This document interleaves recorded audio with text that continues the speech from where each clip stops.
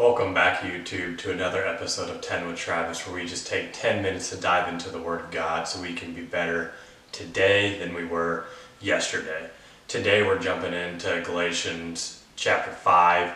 This is where we get our infamous fruit of the Spirit verse, and we're going to dive into some things before that, but I just want to say thank you all for those who watch. I hope it's a blessing to you, and continue to stay with me on this journey as we go through books of the Bible. So today, like I said, we're going to talk about chapter 5, and this is where Paul discusses our Christian liberty. In verse 1, he instructs us, "Stand fast, therefore, in the liberty by which Christ has made us free, and do not be entangled again with a yoke of bondage." So when we think of bondage, we think of being slave to sin.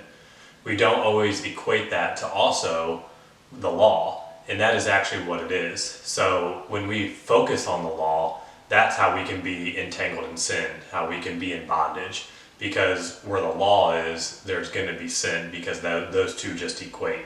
So instead of doing that, we need to not focus on the law, as we've talked about in the previous verses, but focus on our righteousness, through Christ.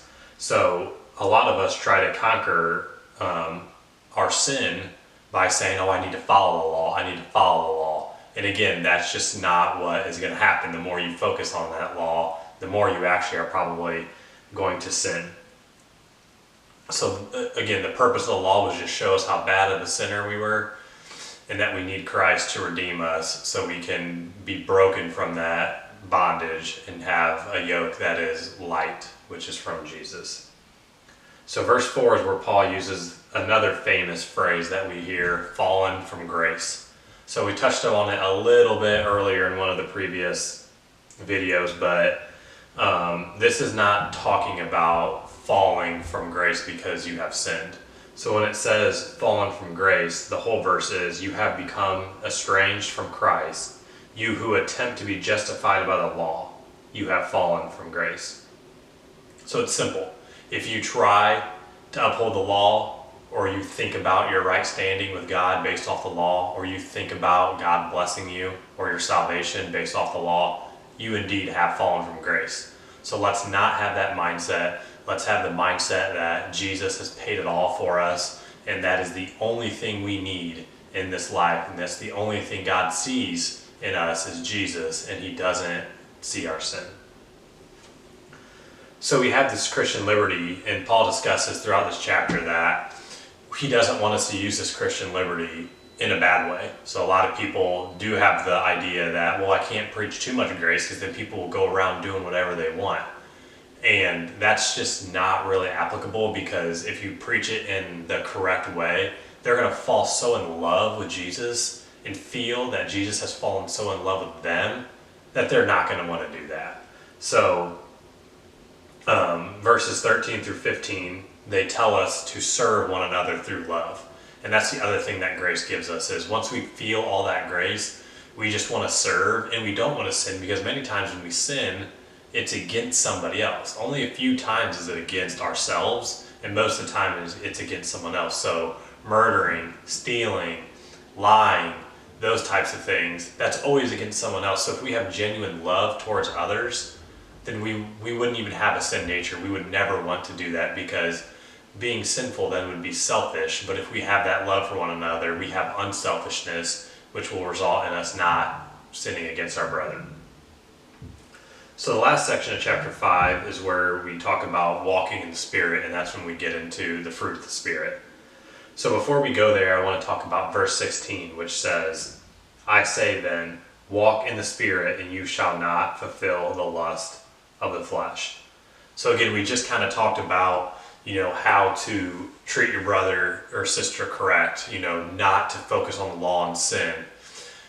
And how do you do that? Gives it to us right here. I'll read it again. "I say then, walk in the Spirit, and you shall not fulfill the lust of the flesh." So one thing we need to realize is the wording of that verse. So here's what it doesn't say. It doesn't say, "Deny your flesh, and you shall walk in the Spirit." Because if that was the case, the emphasis would be on denying your flesh or keeping the law.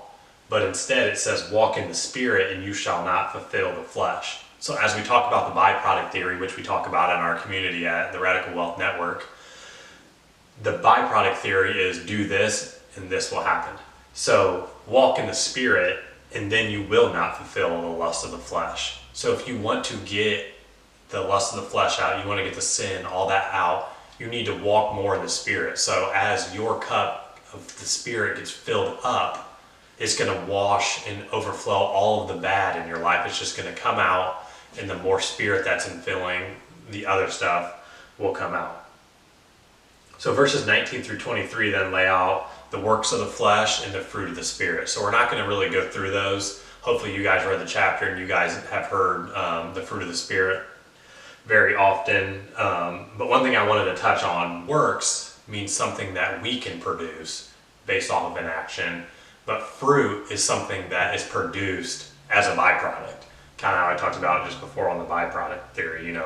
Think about it, with a tree. An apple tree has apples because it has a good foundation, good roots, good trunks, good branches, things like that. So that's how it is in our life. As verse 16 said, walk in the Spirit.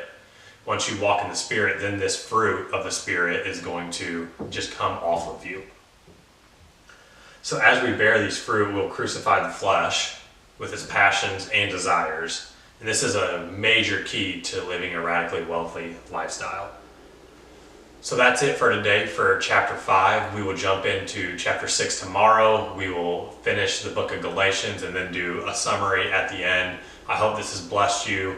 If you haven't read chapter 5, go back and read chapter 5. And as you prepare for tomorrow, go ahead and read chapter 6.